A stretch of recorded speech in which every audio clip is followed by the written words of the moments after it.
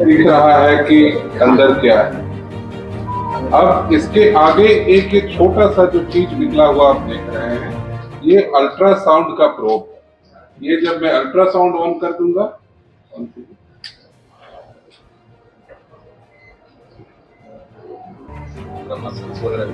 तो अब इसमें जैसे अगर यहाँ पर देखें तो ये एंडोस्कोप का भी व्यू यहाँ दिखेगा, अल्ट्रासाउंड का भी व्यू यहाँ। तो ये दो मोडालिटीज हम एक साथ एक ही इसमें हम दे रहे हैं। और लाइट ऑफ कर दूं, इसमें जो कुछ भी यहाँ दिखेगा मुझे, तो ये जो है ये स्कोप है, ये स्कोप की बात है। और ये सब स्कोप से अंदर है, मतलब ये मिलीमीटर में दिया हुआ, हम नाप सकते हैं कि कितना दूर है। और इसमें हम नीडल डाल सकते हैं, जो नीडल यहाँ से निकलेगा, और इस नीडल को निकालकर हम इसमें से किसी भी चीज को नीडल के द्वारा हम बहुत कुछ कर सकते हैं। चाहे वहां से टिश्यू लेना हो, पस निकालना हो, वायर डालकर उसमें स्टेंट डालना हो, कई ऐसी चीजें हैं जो कि पहले सर्जरी के बिना संभव नहीं थी, अब इसके द्वारा हम लोग उसको संभव कर सकते हैं।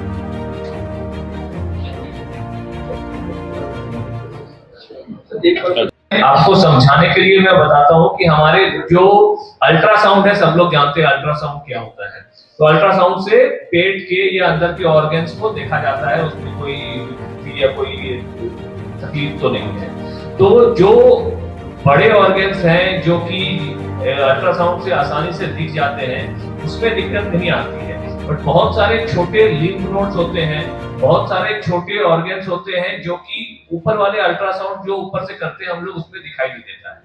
तो इस मशीन के द्वारा हमारी जो दो नली है, एक श्वास की नली और एक खाने की नली, तो खाने की नली के थ्रू जो एंडोस्कोप जाता है, उसके आगे का जो प्रोब होता है, उसमें इस इक्विपमेंट के अभाव में क्या होता है, लोग अंदाजे से इलाज करते हैं कि मतलब उनको लगता है कि यहाँ पे ये चीज होगा, उसके बेसिस पे इलाज करते हैं। बट इस मशीन से आप सटीक तरीके से देख सकते हैं कि कहाँ पे कैंसर है, कहाँ पे लिम्फ नोड है, कहाँ पे एब्सेस है, जो कि नॉर्मल अल्ट्रासाउंड में नहीं दिखता। तो ये बेनिफिट है, इससे इलाज और बेहतर होता है, इलाज और टारगेटेड होता है, और इलाज का रिजल्ट बहुत अच्छा होता है, क्योंकि आपको पता है कि कहाँ क्या कर रहे हैं, उसके हिसाब से इलाज होता है। तो आज हमारे साथ हमारे जो गैस्ट्रोएंटरोलॉजी की टीम और पल्मोनोलॉजी की डॉक्टर अवेलेबल है, डॉक्टर ब्रिगेडियर आलोक चंद्रा जो कि गैस्ट्रोएंटरोलॉजी डिपार्टमेंट को लीड कर रहे हैं, और डॉक्टर अनिकेत जो गैस्ट्रोएंटरोलॉजी डिपार्टमेंट के कंसल्टेंट है, और डॉक्टर ओमकार झा जो पल्मोनोलॉजी है। तो एक एक करके ये लोग जो इनके डिपार्टमेंट में ये इक्विपमेंट कैसे यूज हो सकता है और पेशेंट्स को इससे क्या बेहतर उपचार में सहायता या सहूलियत मिल सकती है, वो बताएंगे। तो मैं चाहूंगा डॉक्टर आलोक चंद्रा आप बताएं। धन्यवाद। जैसा कि डॉक्टर नितेश ने एक मोटे तौर पर आप सबको इसके बारे में जानकारी दी, इस नई मशीन के बारे में, मैं एंडोस्कोपिक अल्ट्रासाउंड के बारे में थोड़ी सी और विस्तृत जानकारी आपको दे देता हूँ। एंडोस्कोपी भी आपने सुनी है, वो एक दूरबीन होती है जिसके द्वारा हम आंख के अंदर की चीजों को देखते हैं, और अल्ट्रासाउंड भी आपने सुना।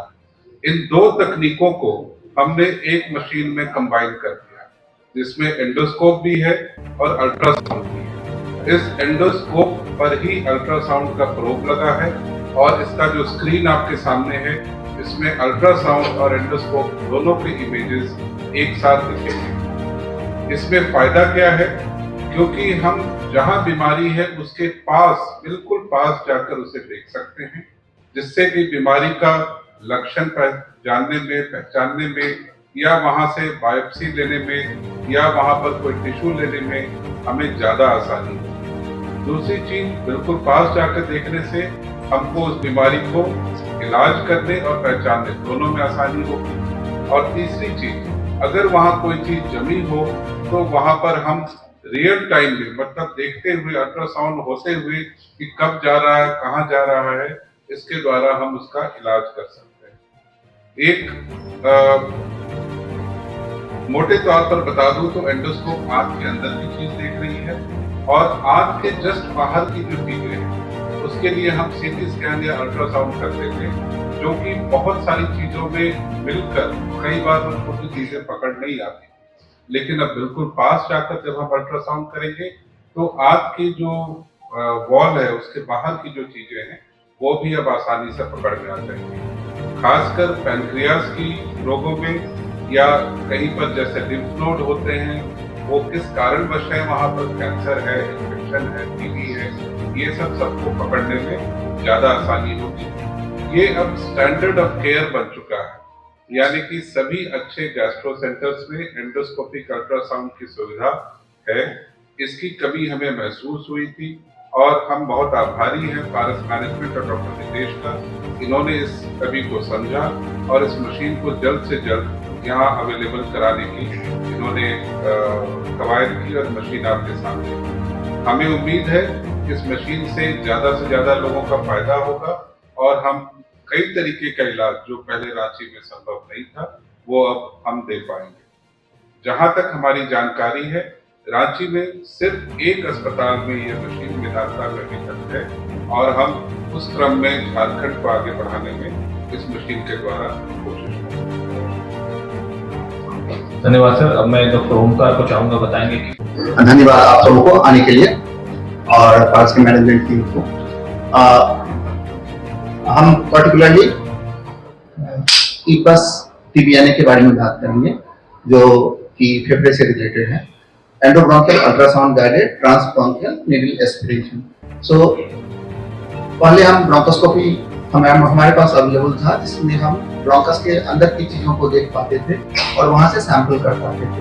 अब हम इसके थ्रू जो मेडिस्टिनम के स्ट्रक्चर्स को देख पाएंगे। मेडिस्टिनम पर्टिकुलरली दो लंग के बीच का एक पोटेंशियल स्पेस है, जहां पर काफी वाइटल ऑर्गन हार्ट होता है, मेजर ब्लड वेसल्स होते हैं, खाने की नली, सांस लेने की नली उस होकर क्रॉस करती है। सो जब कोई इन्फेक्शन फेफड़े में होता है या कोई कैंसर हो तो उस पोटेंशियल स्पेस में जो लिम्फ नोड होता है उनका साइज बड़ा हो जाता है।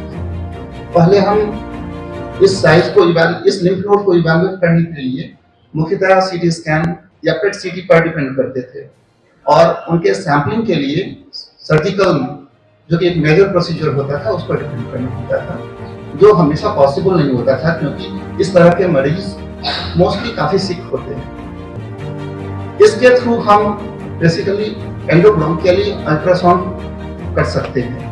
जो ब्रोंकोस्कोप के टिप पर एक अल्ट्रासाउंड प्रोब होता है, उसके थ्रू हम ब्रोंकस के बाहर के स्ट्रक्चर को देखते हुए वहां से सैंपल ले सकते हैं लिम्फ नोड से और फिर उसको जांच कर कंफर्म कर सकते हैं कि वह किस तरह का लिम्फ नोड, जो लार्ज लिम्फ नोड है, वो किस तरह का पैथोलॉजी से अफेक्टेड है, जो कि हमें मैनेजमेंट में फर्दर हेल्प करता है। अब है कि यह क्या क्या होता है। यूजुअली जो लिम्फ नोड होता है मेजॉरिटी या तो ट्यूबरकुलोसिस के कारण होता है हमारे एरिया में लंग कैंसर भी काफी प्रोमिनेंट है, तो इसको डिफरेंशिएट करना बहुत जरूरी होता है क्योंकि